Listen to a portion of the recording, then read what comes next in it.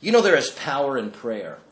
You know, Jesus Christ made it clear that prayer is the key to sending forth missionaries and evangelists into the mission field. Remember our Lord's words? They're found in Matthew chapter 9, verse 26 through verse 38. Jesus said, "But when he saw the multitudes, he was moved with compassion for them, because they were weary and scattered like sheep having no shepherd.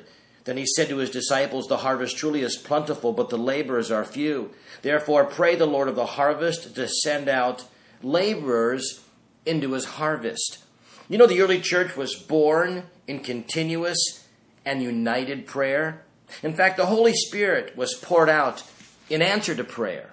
In Acts chapter 12, prayer was made without ceasing, the scripture says. Friends, it's not surprising that the first missionaries, Paul and Barnabas, were commissioned by leaders who were fasting and praying. You see, prayer is inseparably connected with the activity of God. In fact, I remember reading a story of an elderly woman on her deathbed in California.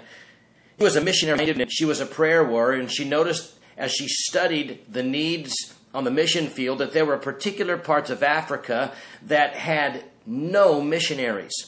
And she one day was reading her Bible, and she came across the story of King Hezekiah, who was sick unto death, but God added 15 years to his life. And this woman therefore prayed, "Lord, if you will add 15 years to my life, I will pray missionaries into that unoccupied territory of Africa." And you know what? God heard her prayer.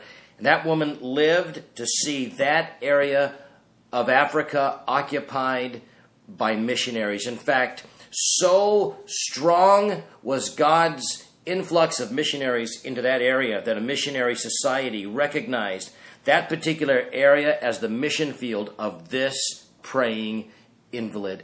And friends, God wants to use us to fill the mission field with missionaries, but it begins when we come to our knees and ask God to do what only he can do and send forth the needed laborers. May we be a praying people. And may the Spirit of God take his word and bless you with it today.